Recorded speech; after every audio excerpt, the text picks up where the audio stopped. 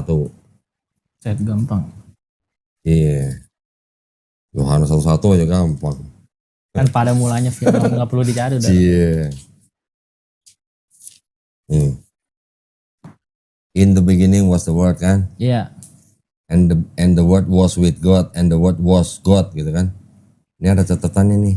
Baca tuh yang kuning. Ini tafsirnya ya? Iya, catatan kaki yang kayak tadi gitu. Yang kita tadi merah itu ya? Iya, lalu baca tuh apa? Hellenistic visual. Ini Zionis itu, Zionis? Saya nanya Zionis itu apaan?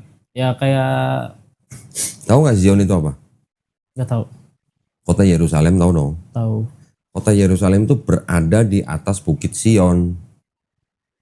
Nama tempatnya itu Bukit Sion gitu. Makanya orang bilang Zionisme itu adalah orang-orang yang pengen kembali ke Bukit Sion, ke Yerusalem, ya ke Palestina berarti. Mereka yang hidup di negara-negara orang, dipersekusi, mereka pengen punya negara sendiri, yaitu di Bukit Sion. Makanya gerakannya disebut Zionisme. Zionisme. Tapi mereka numpang, pinjem ini gitu, numpang, kayak ini dulu tanah gua gitu.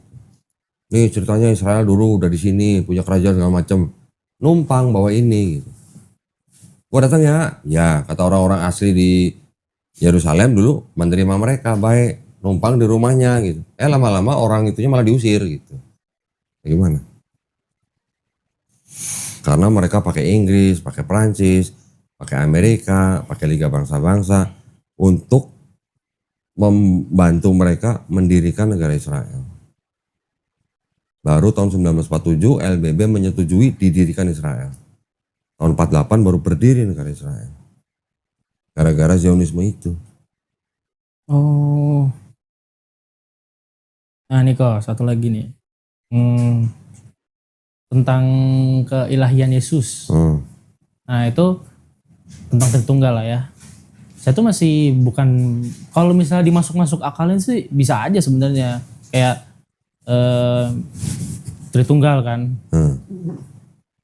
Allah Bapa, Allah Putra, Allah Roh Kudus. Bukan 3 Tuhan tapi satu Tuhan. Terus Allah bukan Bapa, Bapa bukan Bapa bukan Yesus, Yesus bukan Bapa, Roh Kudus bukan Yesus, Roh Kudus bukan Bapa. Tapi bukan 3 Tuhan tapi satu Tuhan ya kan. Saya nanya kan sama pendeta kan. Waktu katekisasi. Iya, waktu katekisasi. Dijawabnya? Dijawab pokoknya tuh Allah yang tidak masuk akal itu. Maksudnya kalau Tritunggal tuh nggak bisa jelasin sepenuhnya, ngerti gak sih kok? Nah jadi tuh kata dia, kata pendeta saya tuh, kita tuh nggak bisa memasukkan Allah yang nggak masuk akal gitu. Nah tapi kalau misalnya kata pendeta-pendeta lain ya di TikTok, kalau nggak ada Yesus, Bapak nggak bisa ngomong. Yakin Bapak nggak bisa ngomong? Di perjanjian lama Bapak ngomong nggak? Kan maksudnya udah ada doktrinnya di perjanjian barunya gitu. Iya. Terus? Ya gimana ya, maksudnya Allah Bapa, Allah Putra, Roh Kudus, bukan 3 Tuhan tapi satu Tuhan, itu kayak Helenisme Romawi ya kok? Paganisme Romawi ya? Paganisme Romawi, Helenisme Yunani, sama Platonisme. Platonisme? Pernah dengar Platonisme? Nggak pernah. Belum.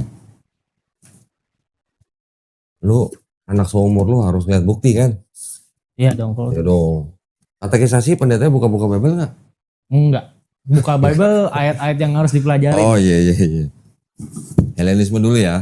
Helenisme. Ini namanya apa? New American Bible. Ini Bible-nya orang Katolik Amerika. NAB ya? NAB. Nanti ada lagi NABRI. Ini dulu terbit kalau nggak salah pertama kali tahun 1970. Belum ELA ya? Oh udah, ELA udah. Ini versi Amerika aja pokoknya. Ini juga ada Deuterokanonikanya. Oh ini Katolik? Katolik nih, 70 nih. Ih mana tadi, kecil bener tulisannya. Oh ini 70. Nah 70 pertama Catholic kali. Book. Ya. Lu buka yang ini, Yohanes 1:1. Set gampang. Iya. Yohanes 1:1 aja gampang. Kan pada mulanya film nggak perlu dicari udah. Iya. In the beginning was the word kan? Iya. And the word was with God and the word was God gitu kan? Ini ada catatannya nih. Baca tuh yang kuning. Ini tafsirnya ya? Iya, catatan kaki yang kayak tadi gitu. Yang kita tadi merah itu ya. Iya, lalu baca tuh apa? Hellenistic philosophy. Nah, Ambil filosofinya dari bukan gue yang ngomong loh, itu yang ngomong loh. Gue kasih lagi, itu Hellenisme ya. berhala gitu gak sih kok? Gini terus.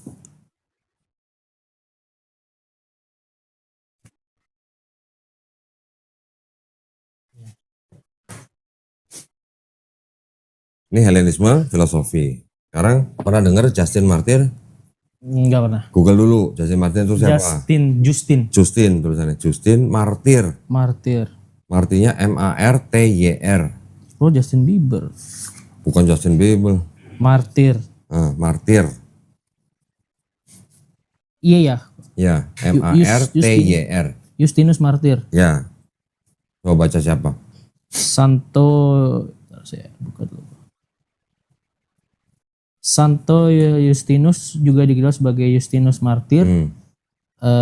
Adalah seorang Apollo Kristen dan dipandang sebagai penafsir terpenting teori logos pada abad kedua. Abad kedua ya. Ini bukunya. Ini bukunya. First and the second apa? Dia tulis ini untuk pejabat Romawi, anggota Senat, sama Kaisar Romawi. Salah satu adalah anaknya. Ini tulisan dia gini. Lu baca sendiri, lu terjemahin sendiri. Ini yang terjemahin aja ya kok. Kurang nih bahasa Inggrisnya. Ulang tahun. Mana lilinnya? Lu terjemahin sendiri. Tok, minta garpu tok. Cowok lah, ambil aja lah ya. Saya ambil sih. Nggak suka manis. Serius? Iya. Emang lu manis? Manis dong.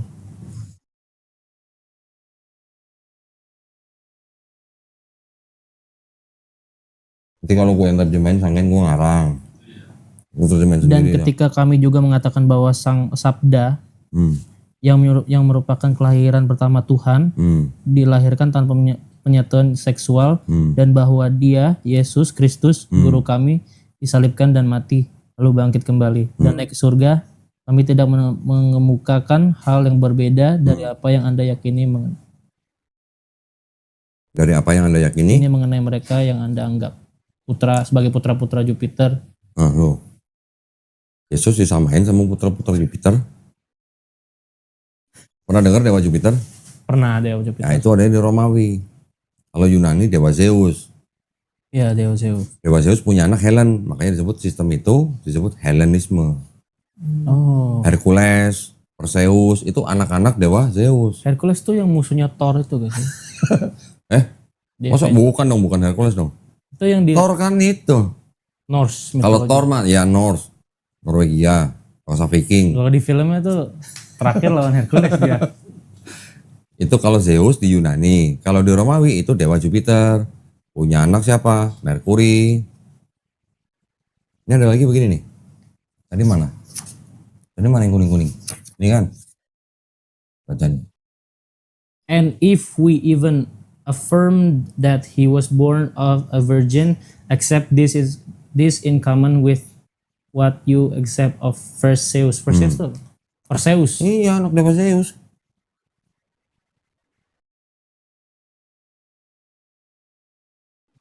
Bukan gue yang ngomong loh. Lu baca sendiri, lu terjemahin sendiri. Pendeta gue kasih ini. Buang. Itu yang 3 lawan 1 tuh. Buang. Ini udah ngakak nih tuh lagi nonton videonya. Buang. Itu yang Wanas itu ya. Ada pendeta di sini datang satu. Gue kasih ini. Nggak tahu itu siapa, saya nggak ikutan. Dia nggak ngakuin Justin Martyr. Itu dia. Padahal yang dulu ngakuin ya. Ini guys, ya gimana ya? Aduh, tak salah ngomong. Ini Platonisme Romawi. Yang ini Platonisme nih. Ini pengakuan dari Santo Agustin. Saint Augustine. Saint Agustin. Dia ngaku bahwa ayat yang tadi lu baca, in the beginning was the word and the word was with God, itu berasal dari buku-buku Platonisme. Lah bukan Yohanes. Hah? Yohanes itu mengadopsi. Berarti sebelum ada Yohanes ada ini dulu. Oh, iya. Buku-buku Platonisme kan beberapa abad sebelum Masehi. The 10 books of the Plotinus translate from Greek into Latin, and therein I read not indeed in the very words, but to the very same purpose, enforced by many and diverse reasons. That in the beginning was the Word, and the Word. Oh yeah, all things were made by Him. And without him was nothing made. Oh iya. Jadi kata-kata itu yang buat. Jadi itu semuanya saling sadur menyadur. Kok dulu itu bisa begini itu gimana ya kok ya? Ya makanya kalau kita bisa bahasa Inggris, kita bisa tahu permasalahan di dalam Kristen itu jauh lebih banyak materinya yang dalam bahasa Inggris.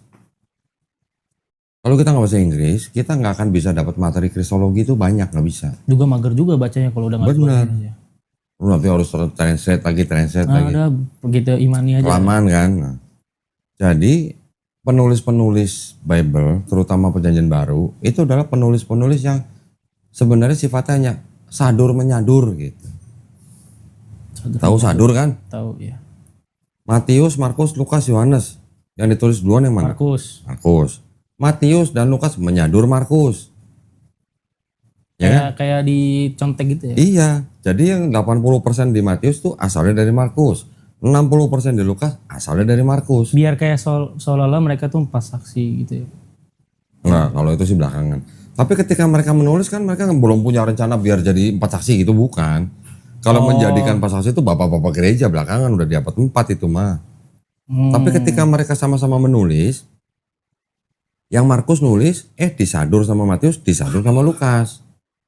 Yang Markus nyadur siapa? Nggak tahu. Nih. Perasaan waktu nonton kok nggak ini banget. Ya kan nggak semua dalam satu video lah. Kalau satu video gue beberin semua mau berapa jam itu videonya? The Homeric Epics and the Gospel of Mark. Nah, lu Google dulu siapa tuh Homer. Homer. Bukan Homer, nama orangnya Homer. Homer Epics. Atau lu tulis ya Homer writer gitu, penulis gitu. Writer. Nanti akan muncul James siapa. gak sih? Hah? James Homer, bukan nih. Homer writer. Oh ini kok sih. Iya. Homeros. Coba tahun berapa dia hidup? Orang udah ada Google kan ya.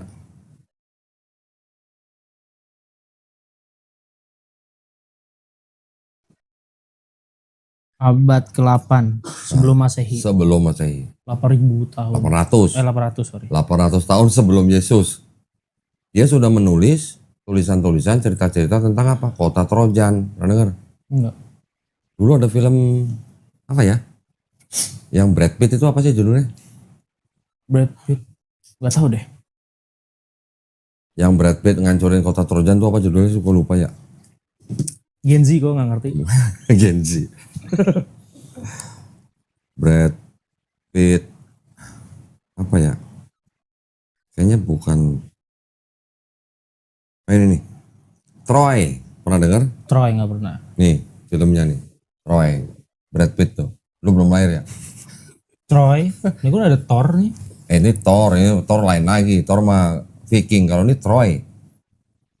Troy itu ceritanya adalah bercerita tentang kota Trojan dihancurin sama sebuah bangsa apa aku lupa namanya. Salah satu tokohnya adalah Achilles dan Odyssey, Raja Odyssey. Odyssey pernah dengar. Pernah dengar.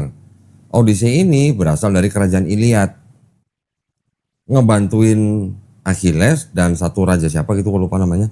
Yang istrinya diculik sama pangeran Trojan gitu. Jadi Trojan itu dihancurin gitu loh, diserbu. Udah hancur, Odyssey-nya pulang ke rumahnya kerajaan Iliad nih. Tapi jangka waktu pulang ini sampai 10 tahun. Nggak tahu mampir-mampir kemana dulu gitu lah ya. Mungkin nikah dulu di sini, nikah dulu di sana, gue nggak tahu lah. Tapi ceritanya Odyssey pulang ke Iliad itu yang disadur sama Markus. banyak banget. Pernah dengar apa namanya?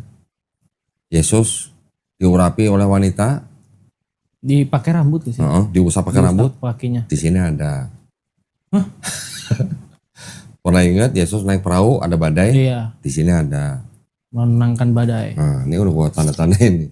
Nih ceritanya Odyssey, ini ditulis sama Mark. Narasinya diambil, tapi nama orangnya diganti, nama tempatnya diganti. Ini siapa sih kok yang ngambil kayak gini kok? Yang nulis ini, Ya maksudnya kayak ini bisa menyadur kayak begini gimana? ya, ya ini penulis Mark menyadur tulisannya Homer, Biar apa? bikin cerita, Oh, ngarang. ngarang, tapi nggak orisinil dari apa khayalan dia, tapi dia ngambil Ada dari tulisan dokumen, orang. ada tulisan orang. Iya. Zaman dulu kalau gua nulis, tapi gua ngaku gua bernama Alvin gitu. Sama tentara Romawi belum ditangkap. Zaman sekarang lu nulis ngaku nama Dondi lu ditangkap gitu. Iya kan? Iya, benar. Zaman dulu nggak apa-apa, itu namanya forgery namanya. Forgery. Jadi orang dulu mengutip tulisan orang dengan mengubah kata namanya atau nama tempatnya, dan dia juga istilahnya menyadur, itu belum jadi kriminal. Apakah Markus, penulis Markus maksud gua, apakah dia nulis cerita ini dia tahu bahwa ini bakal jadi kitab suci? Nggak tahu. Nggak tahu. Paulus ketika nulis surat-surat, misalnya ke Korintus, Galatia, Roma, apa Paulus tahu bahwa surat-surat dia tuh bakal jadi kitab suci Nggak Kristen? tahu. Nggak tahu juga. Kan yang kanonin bapak-bapak gereja. Nah, siapa yang mengumpulkan surat ini sehingga dengan digabungkan jadi doktrin Kristen? Ada ceritanya kehidupan Yesus, ada doktrinnya surat-surat Paulus. Ini pendeta gue harus tahu nih kok. Hah? Mau ngasih tahu pendeta gitu. Kayak nih Sekali-sekali bawa pendeta yang sini. justru bapak bilang coba ajak Pak Michael. Iya. Pak Michael ya kayak nih masa ngajak Pak ke rumah ke Konodio. Ya Atau gue yang ke rumah Pak Michael. Nggak apa-apa. Gak ini kali getar kali dia. Kalau kita kan pakai bukti, ada bukti. Maksudnya dia bantah buktinya bukan jangan bantah Lu gue. iya, justru maksud saya, gue bawa bukti. Coba lu ada bukti apa? Kita adu. Yang di luar buktinya. Alkitab ya. Iya dong. Ya mau di Alkitab juga boleh. Ya, ini Markus mengutip dari Homer. Yang Yohanes kutip dari mana? Nyadur dari mana? Betul. Dari Euripides. Ini muka siapa? Ini yang nulis namanya Dennis R. MacDonald. Profesor, ahli bahasa Yunani. The Dionysian Gospel, the Fourth Gospel, and the Ada penulis namanya Euripides. Dia bercerita tentang siapa? Dionysus. Pernah dengar? apa itu tadi? Dionysus anaknya Dewa Zeus juga. Dionysus. Kan Dewa Zeus tuh anaknya banyak sampai 100. Ini juga ada nih, in the beginning was the Logos. Nah, The jadi Logos. salah satunya anak Zeus yaitu Dionysus. Dionysus ini karena dianggapnya dia punya sifat ilahi. Kan kalau udah anak dewa, walaupun ibunya manusia, anak ini disebut setengah manusia setengah dewa. Yesus juga begitu. Tapi Yesus istilahnya sepenuhnya manusia, sepenuhnya Tuhan. Iya. Tuhan sama dewa bahasa Inggrisnya apa sih? Kalau Tuhan itu God, Dewa? God. Ya sama kan? Tapi kadang Tuhan ada yang Lord, tapi buat Tuhan juga bisa. Ya, kalau Lord itu sebenarnya bisa buat manusia, bisa juga buat nyebut Tuhan. Kayak Gusti. Ya, Nih, betul. gitu. Bener, udah banyak belajar nih. Saya nonton kok, sumpah nontonin nih. Saya buktiin nih kok, kalau saya buktiin. Ini video, saya kan nggak punya kota kok, kota saya udah habis. Ini buat nemenin saya apa kemana-mana, dengerin di apa? Tuh, yang kemarin tuh, Mbak. Angel. Angel. Saya download, saya nonton. Oh, di download. Di download, maksudnya biar ada kayak denger gitu loh. Nah, jadi 4 gospel, Matius, Markus, Lukas, Yohanes. Matius dan Lukas menyadur Markus, Markus menyadur Homer, Yohanes menyadur Euripides. Nah, gitu. Berarti kalau begitu cerita Yesus di dalam 4 gospel ini kalau begitu orisinil apa enggak? Kalau semuanya saling menyadur gitu.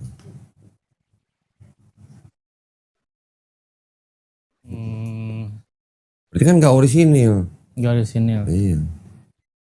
Padahal 4 gospel ini ditulisnya sebelum Paulus atau sesudah Paulus? Sesudah Paulus. Sesudah Paulus. Tahun 40 ya. Paulus 48 sampai 65 Masehi. Markus ditulis paling cepat 65 sampai 70 Masehi. Matius dan Lukas 10 tahun kemudian 75 sampai 80 Kirain Masehi. tuh emang surat-suratnya emang surat ori terus di ini ternyata nyadur-nyadur gini ya. Ini. Siapa yang bantah ini? Siapa yang bisa bantah ini? Belum ada yang bantah sampai sekarang. Karena apa? Karena dokumennya Homer masih ada. Dokumennya Euripides masih ada. Kalau nggak ada dokumen Homer, dokumen Euripides, orang nggak bisa tahu Markus nyadur dari mana gitu. Ternyata dokumennya Homer masih ada, bahkan menjadi epic. Sampai sekarang aja orang masih bisa bikin film dari tulisan dia. Film apa tuh contohnya? Itu, Troy. Dari sini. Troy. Iya. Di Netflix juga ada kan, Trojan gitu judulnya. Juga dari cerita ini.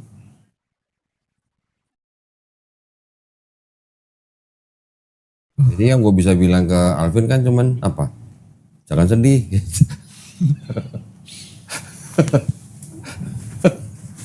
Gitu dah. Udah 4 gospel saling nyadur. Ayat yang ngajarin Trinitas pasti tidak asli. Gimana, Bin? Aduh, Pak Michael, Pak Pendeta saya tuh nungguin videonya mana udah waktu itu kan Pak Michael tahu? Pak Michael tahu. Alvin mau kesini? Iya. Oke. Pak Michael salam ya. Mudah-mudahan kita bisa ketemu ya sekali-sekali ya. Ngobrol seperti ini. Saya suruh debat tapi katanya buat apa katanya. Buang-buang waktu. Ya kalau Pak Michael terlalu sibuk ya nggak apa-apa, kita nggak bisa maksa. Tapi kan berdiskusi, berdebat itu kan nggak ada mas, ada sesuatu yang kita bisa ambil sarinya. Itu. Bukan berarti kalau berdebat itu bermusuhan loh, enggak. Saya sama pendeta-pendeta habis debat ngopi bareng, makan bareng. Maksudnya kalau lagi debat kesel mah kesel, cuman pas habis itu udah selesai. Iya selesai, iya. Saya sama pendeta yang cerita habis debat peluk-pelukan. Salaman tuh. Sama pendeta Heno di sini, walaupun dia ngomongnya kayak gimana, selama nggak ada kata-kata kotor, saya nggak marah. Heno tuh yang botak itu kan? Iya yang botak ya. Yang dari Calvinis kan dia. Betul. Yang baju merah tuh. Betul, kaos merah. Iya. Itu saya nonton sampai habis. Saya nonton sampai habis. Yang sama Pak Robert udah nonton belum? Yang 8 jam. Wah kalau waktu nggak tahu kok 8 jam. Saya pecah-pecah jadi 1 jam sejam. Nah kalau mau nyicil nonton itu juga boleh. Habis kita makan bareng di sini. Habis debat di sini juga kita foto bareng. Nggak ada harus marah-marah atau ribut atau jadi musuh, enggak. Kita kan tujuannya kan mencari kebenaran. Oh Robert ini ya saya nonton. Nah, udah nonton? Iya. Nah, udah. Cuman Gimana? kalau menurut saya bukan mau ngeritik orangnya ya, bukan ngomong-ngomong orangnya, cuman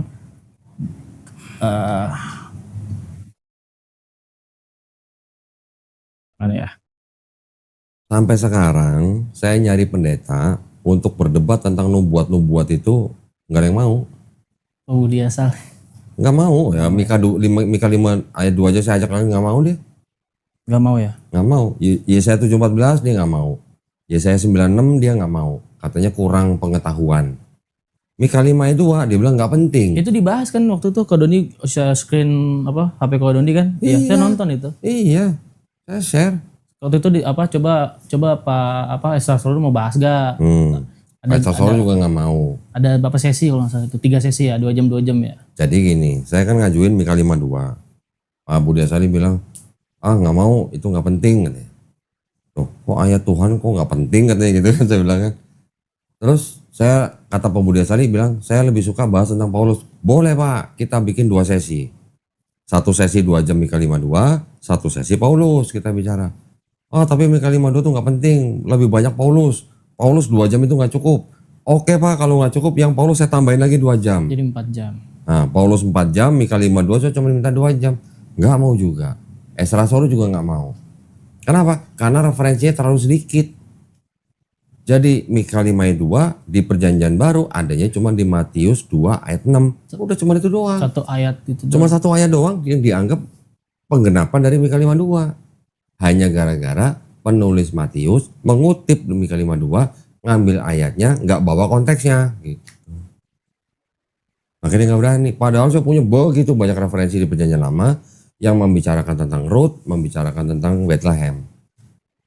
Bethlehem itu bukan Bethlehem kota ya, suku Lehem namanya gitu. Bait Lehem, Bait Lahem kalau di Arab ya. nah, gitu. Kan udah bilang nggak ada yang bisa ngalahin Godon di asli dah. Tapi kalau debat ya Loh enggak kan saya berdasarkan buku, berdasarkan bukti, bukan nggak berdasarkan bisa. asumsi. Ya maksudnya Godon ini coba bantah gitu. Iya. Nggak ada yang bisa. Ya, yang saya beli kan juga yang menurut saya ini fair, ini fair. Saya juga nggak mau apa ya berasumsi. Itu yang berjejer di belakang tuh, itu tafsirnya Kristen tuh. Itu yang saya mana? baca nih. Ini buku concordance sih, gue beli. Apa nih. itu? Concordance. Jadi di dalam setiap kata di dalam Bible itu dikasih nomor. Oh, salah satu gitu. Iya. Buset. Iya, untuk menentukan kata itu dipakai di berapa ayat, untuk menentukan kata itu akar katanya apa, untuk mengetahui kata itu artinya apa, ada di sini. Ini di belakang nih, dari yang merah nih, 1, 2, 3, 4, 5, 6, 7, 8, 9, 10, 11, 12 buku, dari Kejadian sampai Wahyu, ini buku tafsir Kristen. Buset. Gue beli, biar apa? Biar gue tahu tafsirnya Kristen gimana. Gue beli juga tanah, biar gue tahu tafsirnya Yahudi gimana. Sampai gue beli sejarah Romawi tuh. Buset. Kok Buat apa coba? Padahal yang gue ambil referensi cuma satu kalimat. Untuk membuktikan bahwa di Lukas itu ada cerita Yesus lahir ketika zaman Kirenius. Ya kan? kira news ya. Tahun berapa Kirenius jadi wali negeri Syria? Bukan Lukas. Lukas Yang- pasal 2. Yang ini aja kali ya. Ini aja. Gitu aja ya. Lukas pasal 2. Pasal 2. Yang merah nih kok. Yang pink ya? Hah? Lukas 2. Ya, apa tuh? Oh ini awalnya ya. Dari awal.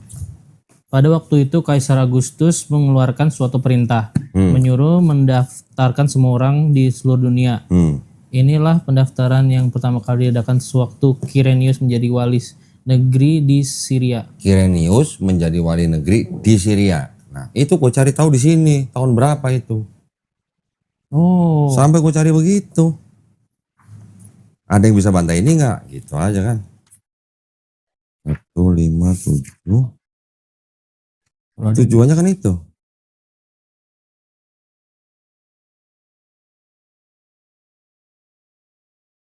Mana ya udah gue tandain ya.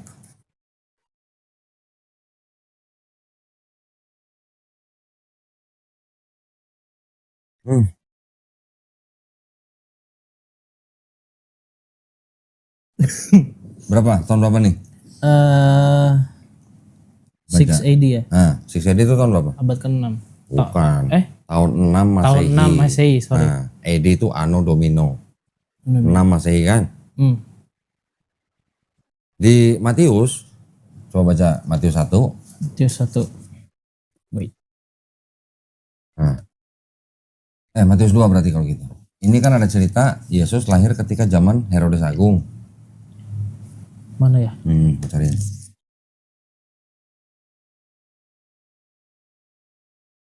Ini kan ada zaman, ada 3 orang Majusi, orang Majus dari timur, menghadap ke Herodes. Terus habis itu kan, bentar.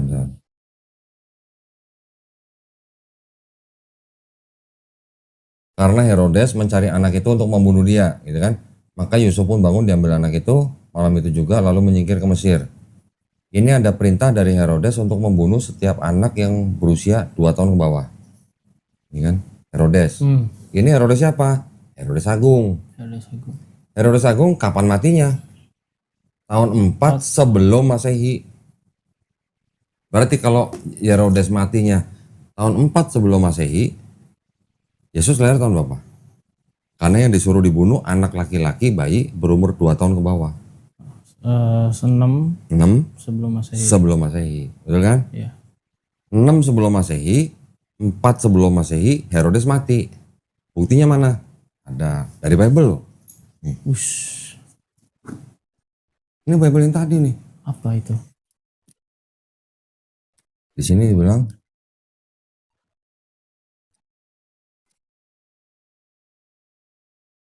sorry. Nih. Herodes Agung Herodes ialah Herodes Agung. Ia bukan bangsa Yahudi dan diangkat oleh perjanjian Romawi. Ia pandai dan giat bekerja, tetapi terkenal karena kelalimannya ya. Kelalimannya. Kelalimannya. Gensi nggak tahu bahasa zaman dulu ya. Karena kerugian, karena kenyurigaian ia malah telah membunuh istri dan 3 orang putranya. Ia meninggal dalam tahun 750 Tarik itu tahun penanggalan. Tahun Romawi. 750 tarik Romawi, berarti penanggalan Romawi. Terus?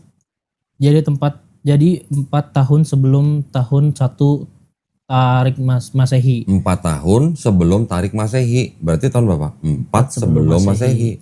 Herodes mati kan? Iya. Sebab itu sudah pasti bahwa Yesus lahir.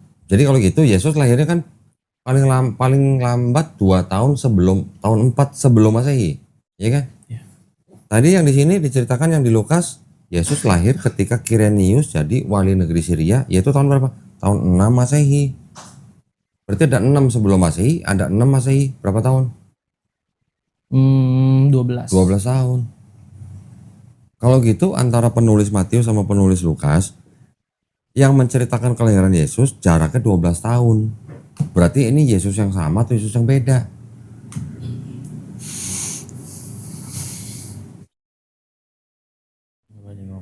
Sampai sekarang kalangan Kristen sendiri belum kelar nih urusan. Tentang ini sudah ratusan tahun belum kelar. Yang belum kelar siapa yang belum kelar kok? Ya kalangan Kristen belum belum bisa menentukan Yesus tuh lahir yang mana, yang 6 sebelum Masehi atau 6 setelah Masehi. Gitu. Tapi ada sebagian Bible yang berani ngakuin ada kesalahan. Jujur. Kayak yang kita, ini juga Katolik soalnya. Orang Katolik jujur-jujur ya.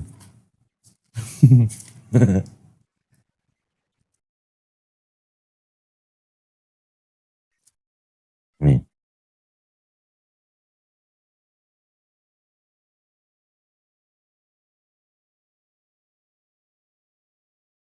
Nah, ini juga jelas sebenarnya nih. Ini kan tadi Lukas 2 nih, yang cerita tentang Kirenius kan? Iya. Baca nih keterangan apa nih? Catatan kaki. Mau catatan kakinya ya. Kaisar menerbitkan dekrit orang-orang Yahudi membentuk suatu bangsa kecil di bawah pemerintahan kekaisaran Roma yang meliputi bermacam-macam suku bangsa. Kecermatan data yang diberikan oleh Lukas menimbulkan suatu kesulitan karena Quirinius dilantik menjadi gubernur Syria dalam tahun 6 Masehi. 6 Dan Yesus Masehi ya? 6 Masehi. 6 Masehi. Sama nggak ini? Sama. Tadi kan ini 6 AD. 6 Anno Domino. Dan Yesus berusia 12 tahun pada waktu itu. Beberapa penjelasan telah dikemukakan, tetapi sangat mungkin Lukas menggunakan catatan peristiwa yang keliru. Seperti juga kentara dalam Kisah Para Rasul 5 ayat 36. Lukas hilaf sebagai sejarawan tetapi bukan sebagai saksi keselamatan. Hilaf guys. Sorry guys, gue hilaf. Jadi gimana? Apa bisa disebut sebagai kitab suci kalau begitu? Menurut sejarah aja nggak matching antara Lukas dan Matius. Bedanya 12 tahun.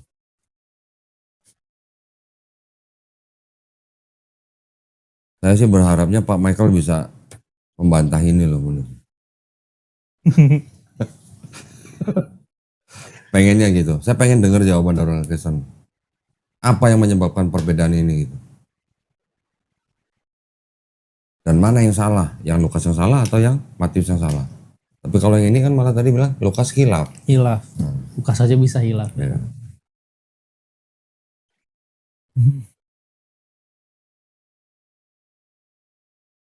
Apa lagi?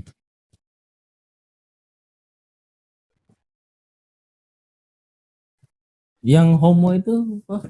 Yang apa? Yang homo itu yang sesama jenis tuh yang lumayan tertarik. Tuh yang sesama jenis. Lo pernah ngeliat ini belum? Pernah lah. Nah, Kan di konten koko. nah iya ini dipakai sama gereja yang melegalkan Oh, pernikahan sesama bukan. jenis. Ini ya. Ini tuh Bible-nya. Tapi kalau mau tuh gerejanya ntar sebentar gua. Ini udah pernah lihat dong? Dan Bentar ya. bukan The Slave Bible, budak. King James Bible.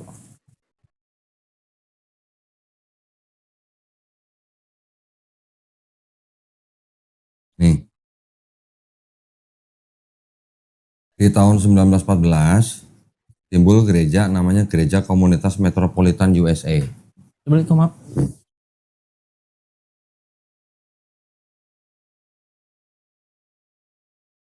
Gereja Komunitas Metropolitan USA. Yang mendirikan namanya Troy Perry. Ini yang pertama kali melegalkan pernikahan sesama jenis. Tahun 1914. Ini nggak terlalu lama juga ya? Ya belum. Ya sekarang aja kan udah ada aturan dari negara. Nggak boleh ya? Boleh, justru boleh di negara justru Eropa boleh. malah sekarang boleh. Nih, Oh. ini gua ambil dari situ. Nih. Ini gua ambil dari bagian itu. Tapi Iya. ini gua kembangin.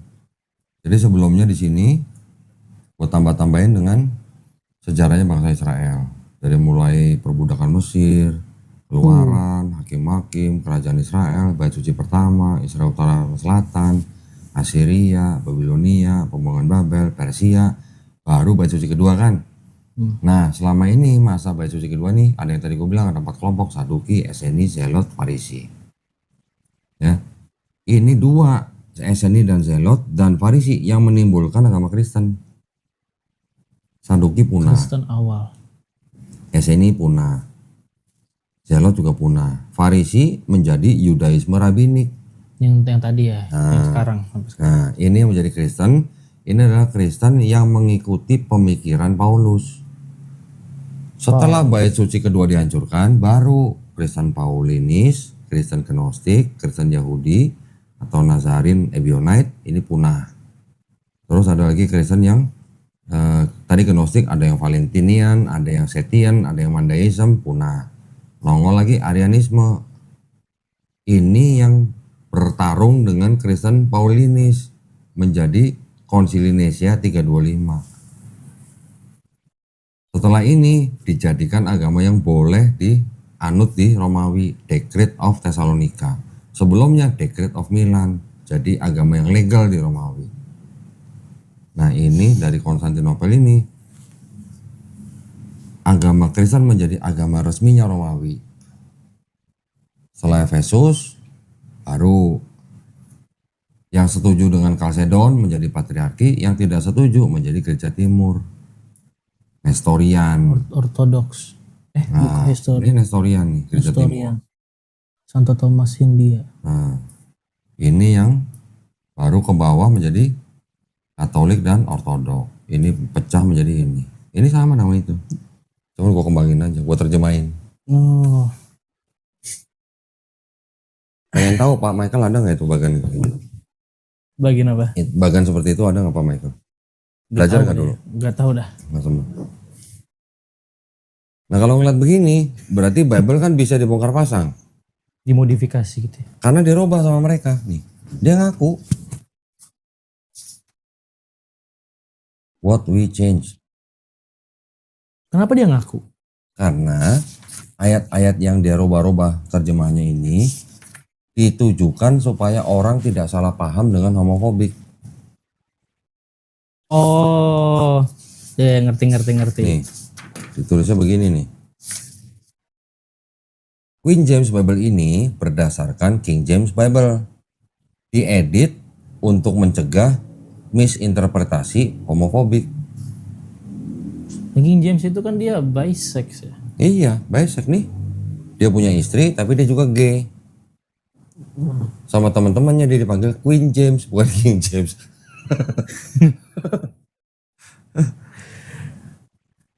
Ya, ini kalangan LGBT. Ini dapat dari mana sih kau beli? Amazon, ada di Amazon. Sedangkan ini, ini Bible dikeluarin tahun 1807. Yang ngeluarin dari kerajaan Inggris. Untuk apa? Untuk dibagikan kepada budak-budak kulit hitam di bawah kolonialisme mereka. Lu baca gitu ya. Yang dirubah apanya? Kejadian harusnya 50 pasal, jadi 14 pasal. Ya, buset dikit banget. Keluaran 40 pasal, jadi 2 pasal. Imamat 27 pasal, 0. Jadi larangan makan babinya hilang di sini. Ya kan larangan babi haram kan ada di Levitikus, Imamat. Ya kan? Bilangan 36 pasal jadi 0. Ulangan 34 jadi 8. Tapi waktu itu waktu Bible ini ada belum ada penjelasan kayak gini ya? Ya belum lah.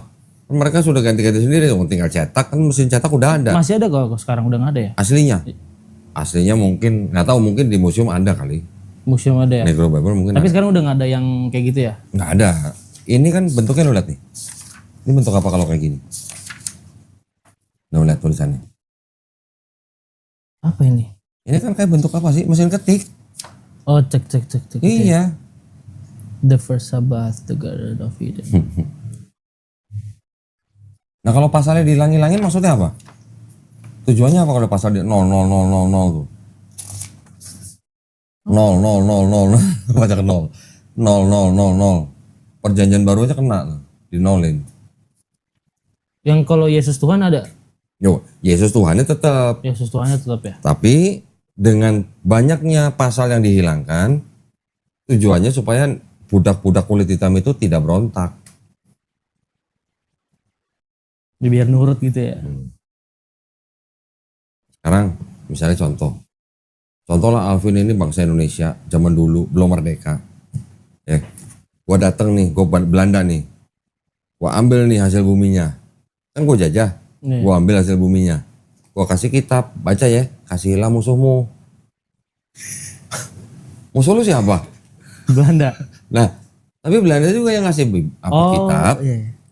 baca ya, kasihilah musuhmu. Kalau ditampar pipi kanan jangan kasih pipi kiri. Itu yang dibahas Angel kemarin gak sih? Nah. Udah pernah nyobain belum? Ya ditampar saya tampar balik lah. Nah, kenapa? Lu gak ikut Bible berarti? Kalau pernah nanya itu juga, itu katanya itu jangan bahas kejahatan dengan kejahatan kata. Iya, jangan balas kejahatan dengan kejahatan. Iya. Tapi kalau anggota keluarga kita dibunuh misalnya, lu cari keadilan nggak? Keadilan lah. Kemana? Polisi. Ke polisi kan? Iya. Untuk apa? Supaya apa? Supaya Penjara. orang di penjara kan? Penjara. Berarti kan orang itu harus dihukum. Dihukum. Kenapa harus cari keadilan kalau nggak boleh balas kejahatan dengan kejahatan? Ya maksudnya logika juga ya. Misalnya teman dibunuh maksudnya keluarga dibunuh, saudara dibunuh. Tapi udah masa gitu. Nah, makanya katanya jangan balas kejahatan dengan kejahatan. Mungkin yang kecil-kecil aja yang kali. kecil-kecil aja. Iya. Jadi artinya ajarannya terdengarnya bagus. Terdengarnya. Bahkan sangat bagus. Tapi tidak bisa diterapkan di dalam masyarakat atau di pengadilan. Bisa nggak di pengadilan diterapkan kasihilah musuhmu? Nggak bisa. Nggak bisa. Kalau diterapkan nggak ada yang di penjara lah. Ya udahlah nih, mencuri udah selesai. Iya kan? Begitu. Jadi mungkin bisa diterapkan, itu pun terbatas gitu. Pilih-pilih. Itu kok juga ada ya yang sejarah yang perkataan Yesus tuh cuma 18% ya apa ya? Oh itu di sini. The five gospel.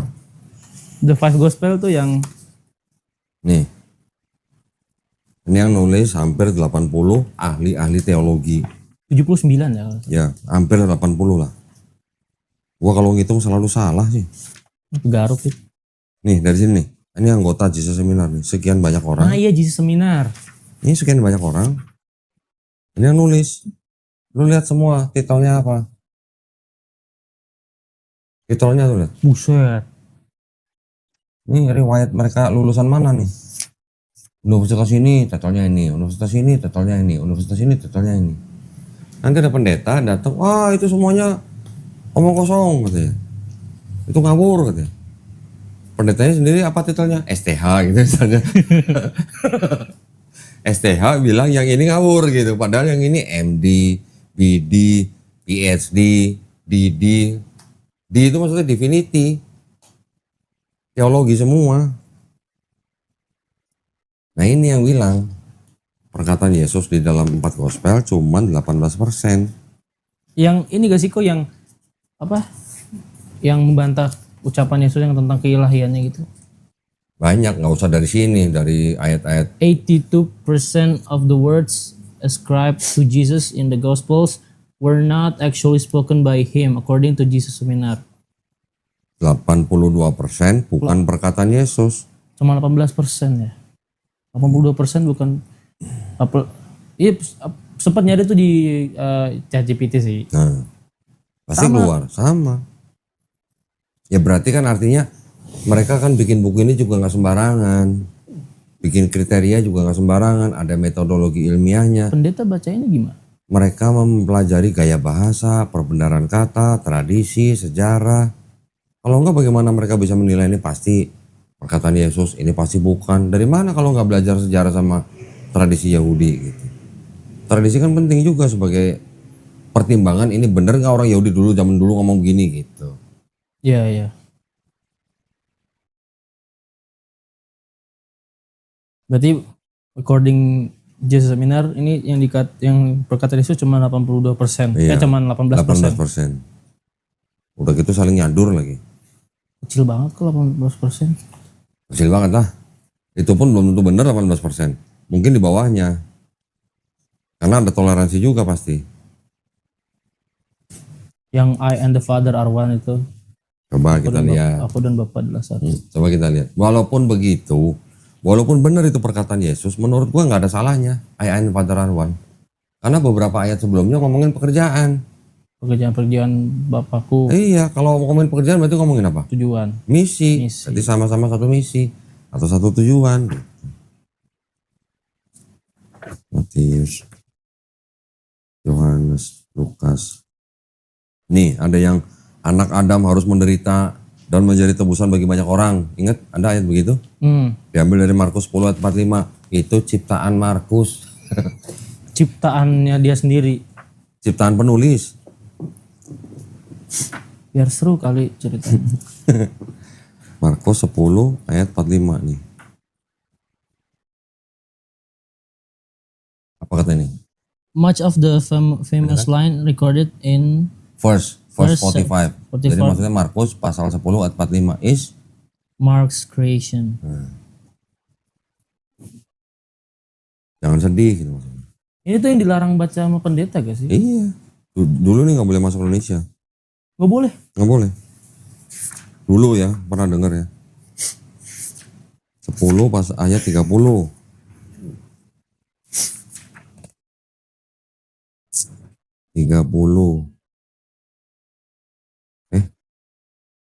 John 10:30 kan, what goes for the Father goes for me too.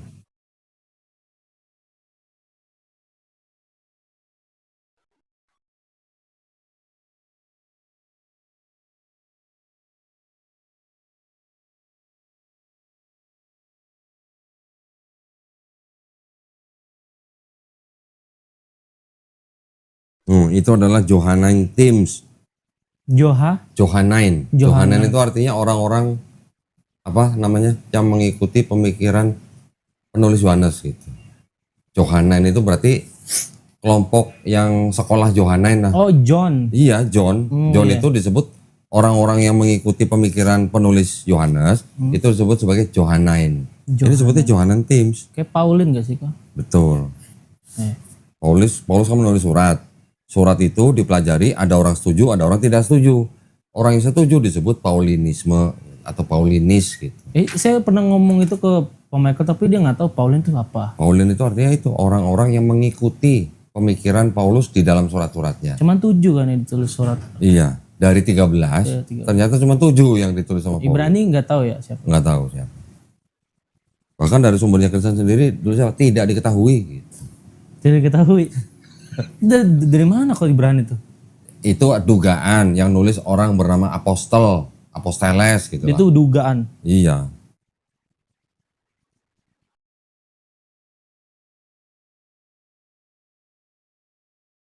Gimana coba kalau udah begitu?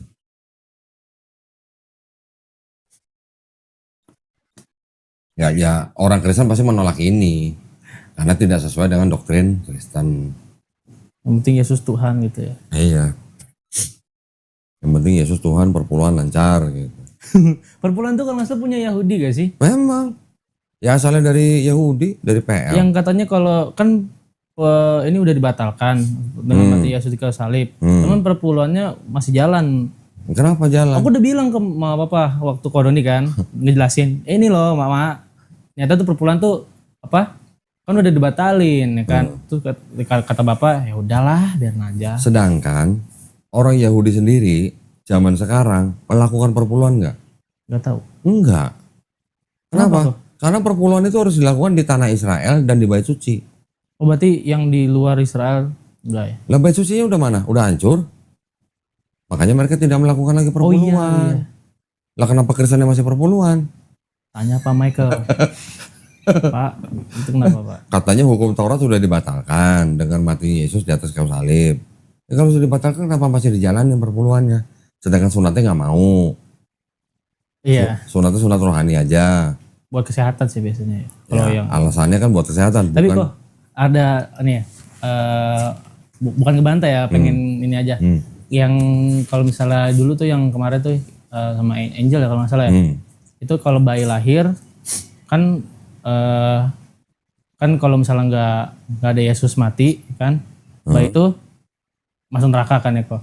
Gini, kalau Yesus kan bilang, kalau lu nggak bertobat, lu nggak masuk surga. Ya, kalau lu nggak bertobat dan menjadi seperti anak kecil, lu nggak masuk surga. Matius 18 ayat 3, bukan? Matius 18. Ini, Matius 18 Nih lah ayat ya, 3. aja lah ya. Baca hit. Matius 18 ayat 3.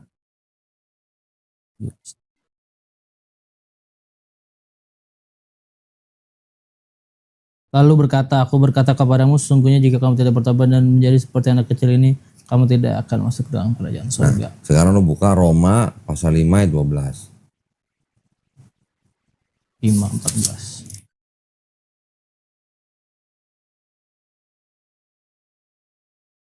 Sesungguhnya demikian Ya, sesungguhnya 14 kan kok? 12. Oh 12. Sebab itu sama seperti dosa telah masuk ke dalam dunia oleh satu orang dan oleh dosa itu juga maut, demikianlah maut itu telah menjalar kepada semua orang karena semua orang telah berbuat dosa. Berarti kan setiap bayi yang lahir udah buat dosa kalau begitu. Nah itu apa? Kalau kata Pak Mike itu berkecenderungan berbuat dosa, bukan pas lahir berbuat dosa lah. Asumsi bukan? Asumsi nggak kalau begitu? Gak tahu dah.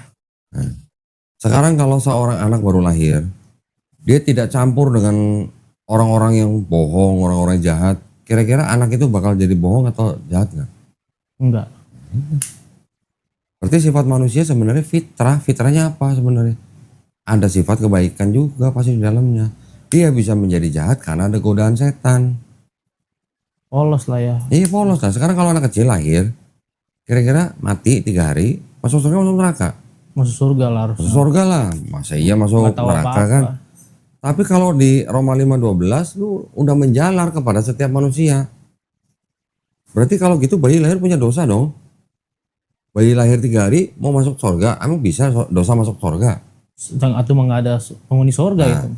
kan berlawanan nggak dengan kata-kata Yesus begini? Kalau kamu tidak bertobat dan menjadi seperti anak kecil, kamu tidak masuk surga. Anak kecil maksudnya apa? Yang polos. Polos. Nah, berarti yang dibutuhkan oleh orang untuk masuk surga kan cuma apa? Bertobat dan menjadi seperti anak kecil tanpa dosa. Bertobat kan artinya kan apa? Menyesali perbuatannya, tidak mengulangi lagi, kan itu bertobat. Iya. Berarti kalau tidak berdosa lagi, kan seperti anak kecil jadinya. Gitu. Itu yang masuk surga. Nah sekarang lu anak 16 tahun. Gua tanya nih, kalau Yesus ngomong, kalau lu gak bertobat, lu gak masuk surga. Terus ada orang denger. Terus dia bertobat. Besokannya dia mati. Kira-kira orang yang bertobat dan mati itu masuk surga masuk neraka menurut Alvin? Surga. Lah Yesusnya belum disalib. Kan Yesusnya belum disalib tuh waktu ngomong gitu. Mungkin di waiting list dulu kali. Waiting list. Berarti sebenarnya Yesusnya perlu mati nggak di atas kayu salib buat orang yang bertobat itu? Enggak. Enggak.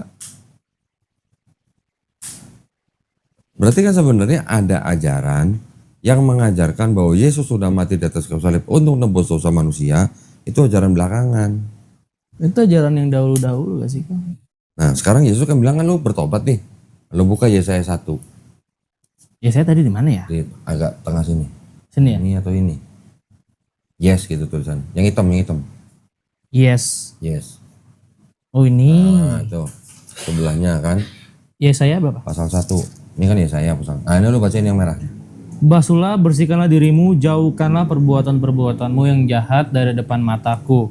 Berhentilah berbuat jahat, belajarlah berbuat baik, usahakanlah keadilan, kendalikanlah orang kejam, belalah hak anak-anak yatim, perjuangkanlah perkara janda-janda. Marilah, baiklah kita berperkara firman Tuhan. Firman siapa? Firman Tuhan. Firman Tuhan. Terus? Sekalipun dosamu merah seperti kirmisi, akan menjadi putih seperti salju. Terus? Sekalipun berwarna merah seperti kain kesumba, akan menjadi putih seperti bulu domba. Ini judulnya apa nih? Bertobat lebih baik dari mempersembahkan korban. Berarti kalau lu bertobat, dosa lu yang merah seperti kirmisi bisa menjadi putih seperti salju.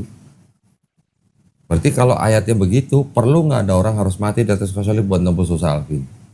Nggak perlu sih. Nggak perlu. Pernah dengar cerita Nabi Yunus kan? Iya.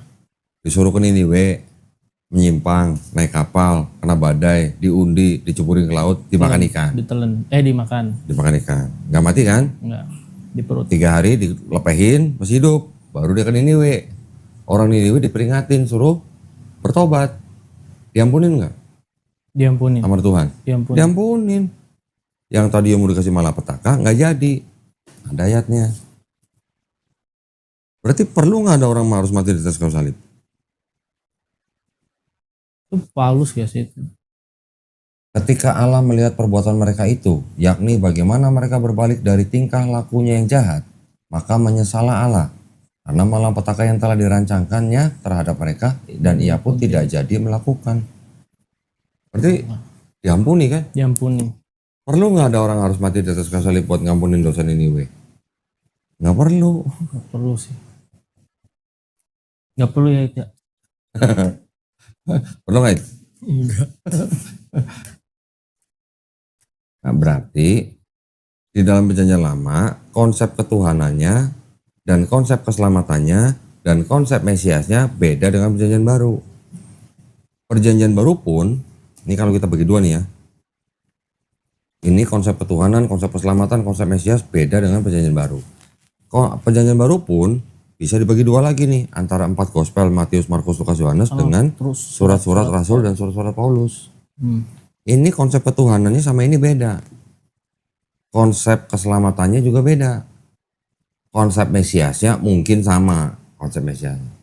Tapi konsep ketuhanan dan keselamatan di sini sama di sini beda. Kalau yang ngomong jadi apa? Kalau lu nggak percaya Tuhan, Yesus sebagai Tuhan dan Juru Selamat yang mati di kayu salib, lu mati karena dosa-dosa lu. Itu gitu. Paulus. Itu Paulus yang Itu ngomong. Paulus. Ini Berarti ada. kalau 4 gospel tuh nggak pernah ngomong kayak gitu. Enggak ada. Nggak ada ya? Enggak ada, coba cari kalau ada. Ini ada di Roma 10 ayat 9. Sebab jika kamu mengaku dengan mulutmu bahwa Yesus adalah Tuhan dan percaya dalam hatimu bahwa Allah telah membangkitkan dia dari antara orang mati, maka kamu akan diselamatkan. Ini kata Paulus. Tapi bangkitnya sama ya? Bangkitnya maksudnya? Yesusnya bangkit sama. Cerita di sininya bangkit. Oke. Tapi sebenarnya Yesus bangkit sendiri atau dibangkitkan? Kalau di narasinya sih dibangkitkan. Nah ini tadi juga bilang apa? Allah membangkitkan Yesus. Iya itu juga bingung kok aku juga kok. Makanya Allah bahwa Allah telah membangkitkan dia dari antara orang mati. Nah, kalau Yesus Tuhan masa gak bisa bangkit sendiri? Kalau kata pendeta Heritan dia bangkit sendiri. Kata siapa? Heritan. Henry Tan. Heritan iya. Saya nonton Nah, kok. tulisannya Allah yang membangkitkan Yesus, apalagi gue kasih ini. Artinya Allah bangkit sendiri. Nih gue kasih ini nih, 1 Korintus. 1 Korintus 6 ayat 14 nih, yang hijau nih. Lu baca. Allah yang membangkitkan Tuhan Allah membangkitkan Tuhan. Akan membangkitkan kita juga oleh kuasanya. Yang Tuhan kan Yesus. Yang Allah Bapa. Berarti Bapa membangkitkan Yesus dong. Iya. Hmm. Kan Allah membangkitkan Tuhan. Banyak ayat-ayat begitu. Ini ada lagi nih. Kisah 5. Tapi buat orang Kristen baca itu sebenarnya tahu gak sih mereka tuh? Kayak pendeta Ya gitu. karena doktrin. Udah doktrin. Oh, ada doktrinnya. Kisah 5, 30. 30 mana 30? Kisah 5:30. Nih. Nah, tuh, baca. Allah nenek moyang kita telah membangkitkan Yesus yang kamu gantungkan pada kayu salib dan kamu bunuh. Telah membangkitkan Yesus. Berarti Yesus bangkit sendiri itu dibangkitkan. Dibangkitkan. Nah. Ya, nah, kalau doktrin mah macam-macam lah. Ya karena Yesus firman itu kembali kepada Bapa, Bapa yang sudah membangkitkan, makanya berarti Yesus bangkit sendiri. Ya itu berarti udah asumsi, itu sudah teologi, itu sudah doktrin.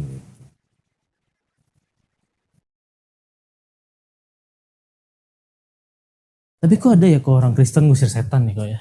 Bisa ya kok ya? Ya gini, nggak usah ngusir setan. Menyembuhkan orang bisa nggak? Bisa. Ada kan? Ada. Jin bisa nggak ngusir setan? Gak tahu. Ya bisa lah, kenapa nggak bisa? Jin itu setan. Ya, setan itu sifatnya.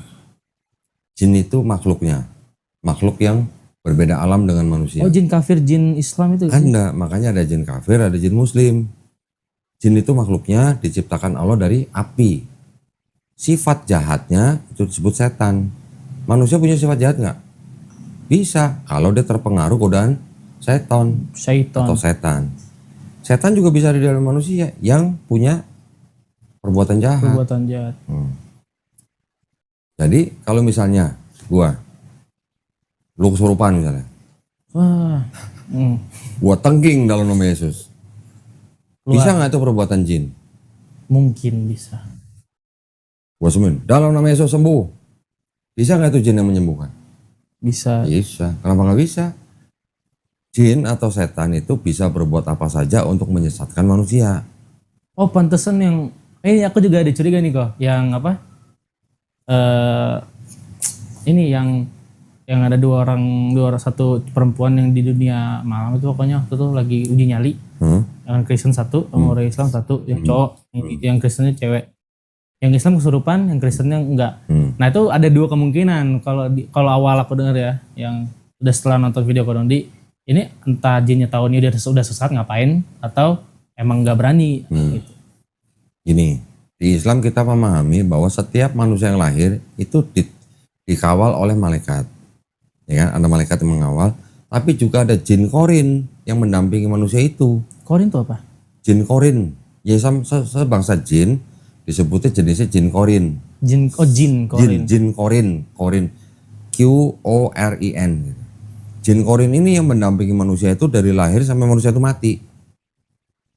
Ya. Pernah nggak dengar ada orang ke dukun? Orang ini menanyakan ke dukun itu tentang temennya atau saudaranya yang sudah mati. Ya. Terus dukun itu komat kamit, dukun itu bisa jawab orang itu dulu begini. Dan benar menurut orang yang kenal orang itu. Itu dari jin korin. Nah, itu jawabannya dari situ. Kalau di Kristen ditanya begitu, gimana jawabnya?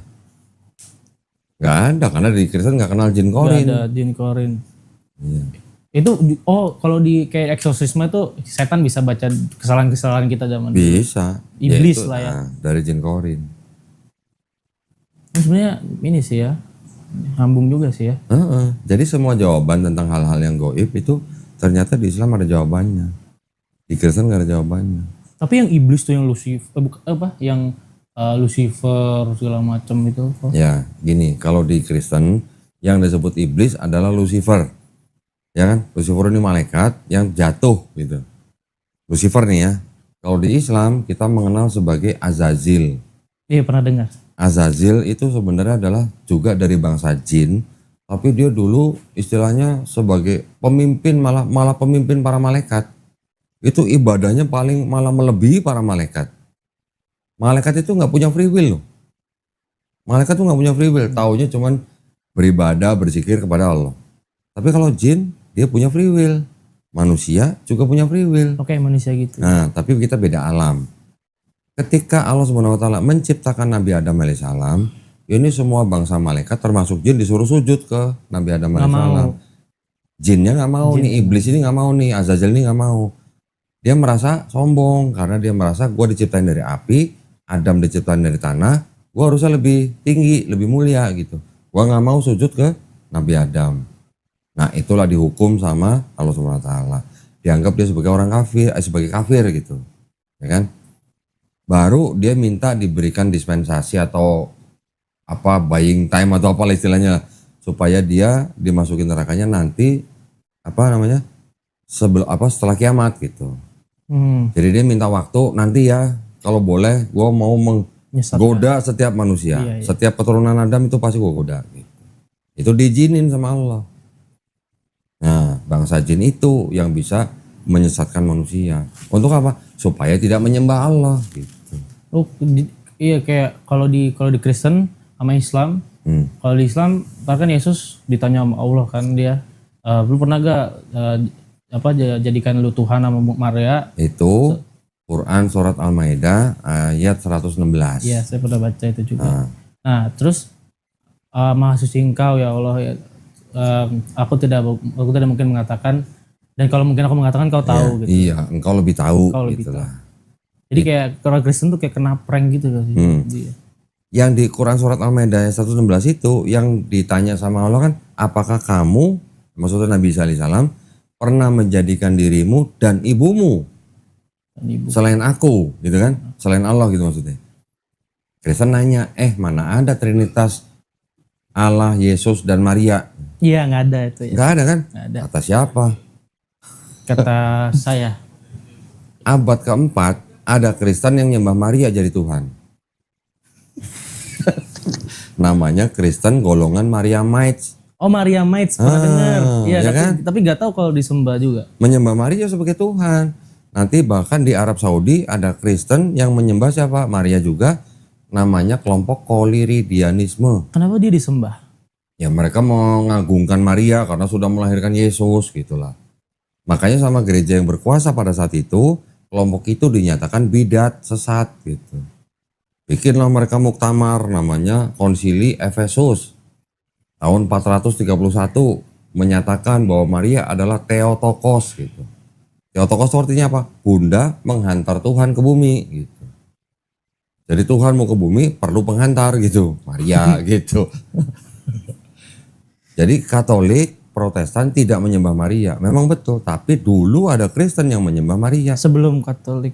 Sebelum Katolik. Katolik kan tahun 1054. Masih gereja Pentarki lah gitu. Kalau gitu Qurannya salah nggak? Oh dulunya ada Kristen yang menyembah Maria gitu. Nggak salah berarti.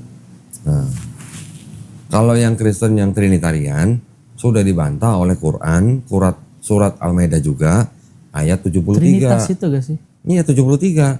Sungguh telah kafir orang yang mengatakan Allah Subhanahu wa taala adalah salah seorang dari tiga. Salah seorang dari tiga. Iya, ya kan? Trinitas kan tiga. Untuk Kristen yang oneness yang bilang Bapa itu Yesus, Yesus itu Bapa, dibantah di Quran surat yang sama Al-Maidah ayat 72. Telah kafirlah orang yang mengatakan Allah adalah Isa putra Maryam. Widih. Jadi Quran bukan nggak tahu konsepnya Kristen, sudah dibantah semua di dalam Quran. Ya apalagi yang perkataan Nabi Muhammad tuh yang gunung itu pasak. Terus lagi. Lautan itu nggak ada yang nggak menyatu. Terus besi itu sebenarnya dari luar angkasa. Betul. Terus apa ya? Bintang tuh mengetuk. Betul. Di laut ada api, di laut ada sungai. Iya di laut ada api, ada sungai. Ini pernah gue ngomong kan sama lu. Waktu itu Megar kan. Menurut lu, coba klik jumlah sendi manusia gitu. Ini jangan benar. Pernah dengar belum? Jumlah Sendi manusia. Manusia. Cewek cowok sama ya? Sama. 360 sendi. Nah, sekarang gue bukain hadis nih. Sohi gak tuh? Sohi. Biar agak Islam dikit. Hadis Sohi berapa jumlah sendinya? Zaman Nabi masih hidup, Nabi bisa ngomong sendi manusia 360. hadis-hadis terkait sedekah untuk hadis yang diriwayatkan oleh Aisyah bahwa Emang ada dokter ortopedi gitu zaman dulu gitu? nggak ada lah. Itu dari mana? Nabi tahu sendi manusia 360. Menyebutkan bahwa setiap manusia diciptakan dengan 360 sendi dan setiap sendi tersebut wajib diberi sedekah. Kalau gitu Nabi atau tukang ramal kalau gitu. Ya ada dua, dia emang dari Tuhannya langsung atau dia nebak-nebak benar gitu. Nebak-nebak. Bukan diajarin sama alien. Bukan. Ada yang punya teori begitu. Itu pasti Nabi Muhammad SAW diajarin sama alien kata-kata. Ada yang ngomong gitu. Oke. Ya ini kan baru hanya sedikit sekian. Dari teman, karena sering lihat teman sholat, sering lihat teman Saya ngaji. pergi dari rumah, saya udah bulatkan hati untuk masuk ke